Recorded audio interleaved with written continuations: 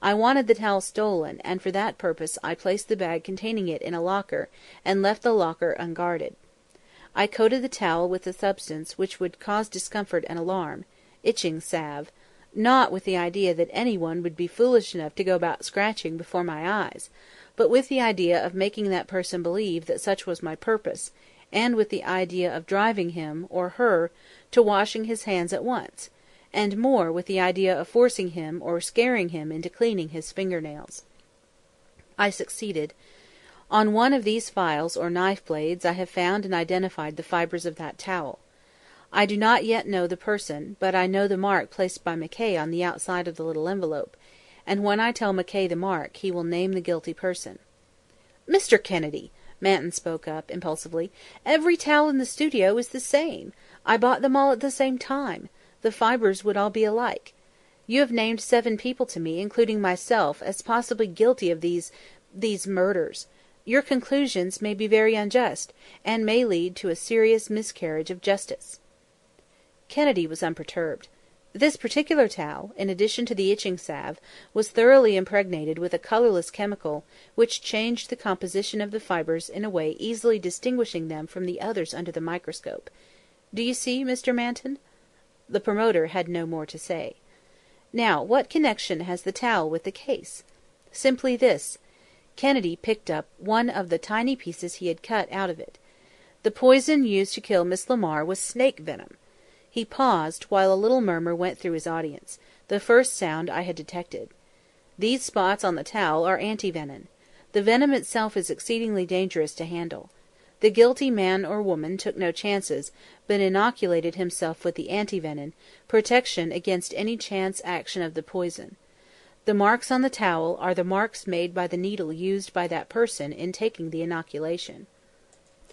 If you will follow me closely you will understand the significance of this. Miss Lamar was killed by the scratch of a needle secreted in the portieres through which she came in, playing the scene in Mr. Phelps's library. That I will prove to you when I show you the film. The night following her death someone broke into the room there at Tarrytown and removed the needle. In removing the needle that person scratched himself or herself.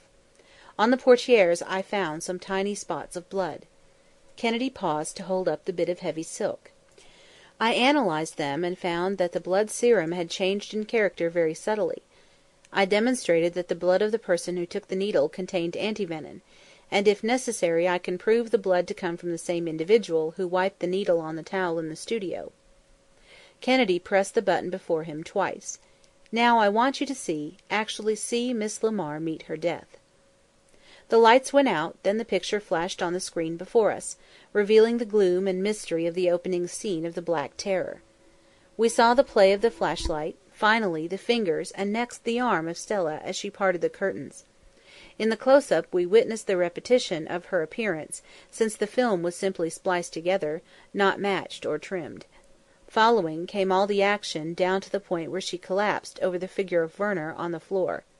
Before the cameraman stopped, Manton rushed in and was photographed bending over her. Kennedy's voice was dramatically tense, for not one of us but had been profoundly affected by the reproduction of the tragedy. "Did you notice the terror in her face when she cried out? Was that terror, really? If you were watching, you would have detected a slight flinch as she brushed her arm up against the silk. For just a moment she was not acting. It was pain, not pretended terror, which made her scream. The devilish feature to this whole plot was the care taken to cover just that thing, her inevitable exclamation. Now watch closely as I signal the operator to run the same action from the other camera.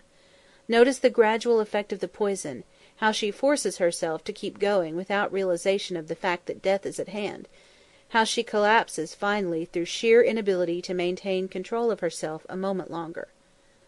During the running of the second piece the tense silence in the room was ghastly. Who was the guilty person? Who possessed such amazing callousness that an exhibition of this sort brought no outcry?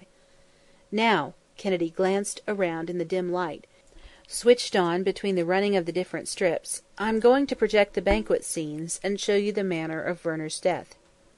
Scene after scene of the banquet flashed before us. Here the cutter had not been sure just what Kennedy wanted, and had spliced up everything.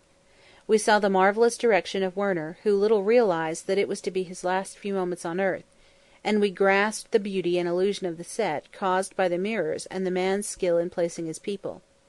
Yet there was not a sound, because we knew that this was a tragedy, a grim episode in which there was no human justification whatsoever. Werner rose at his place. He proposed his toast.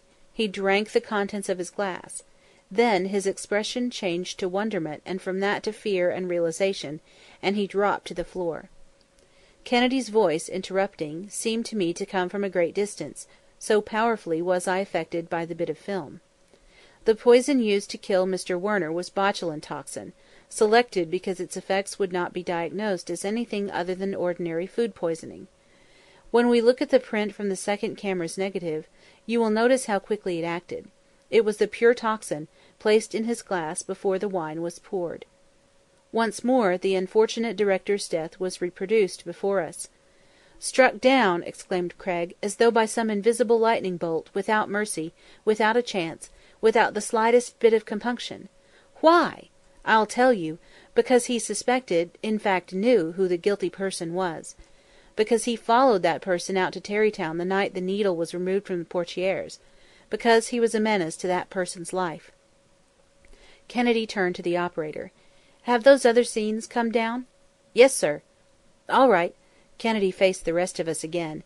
"There was, or rather is, another person who suspects the identity of the criminal.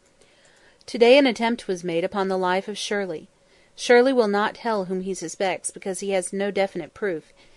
Yet for the mere fact that he suspects he narrowly escaped the fate of Stella Lamar and Werner." Kennedy pressed the button. Witness the effort to kill the man playing the part of the Black Terror.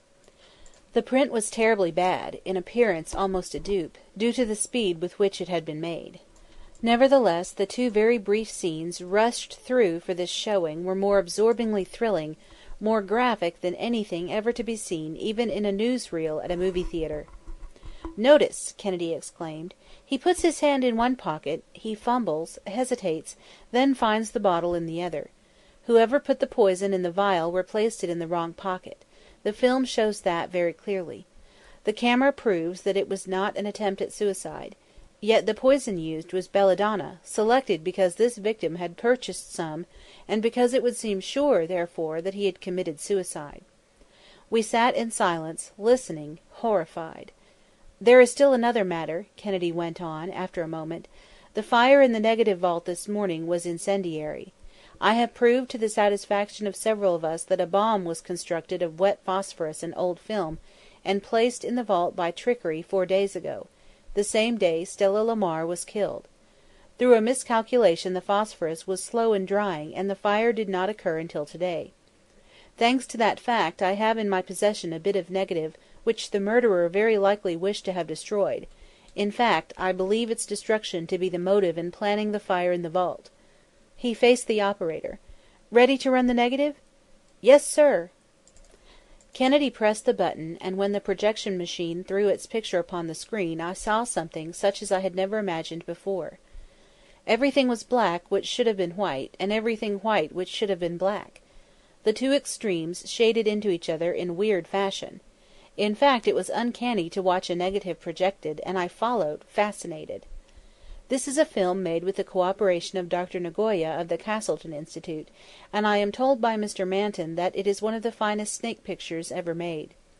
Kennedy spoke fast, so that we could get the full benefit of his explanation, and so that it would not be necessary to subject the negative to the wear and tear of the sprocket wheels in the projection machine again. "I am running this for you to show you the action of the rattlesnake, whose venom was used to kill Miss Lamar, and to give you an idea of the source of the murderer's knowledge of snake poison."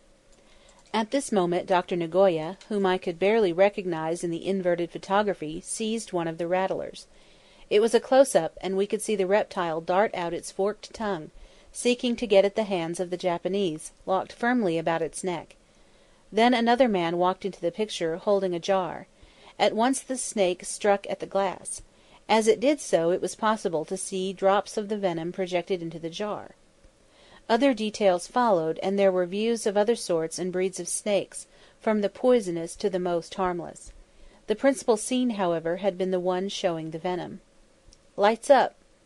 The operator threw the switch again, stopping the film, and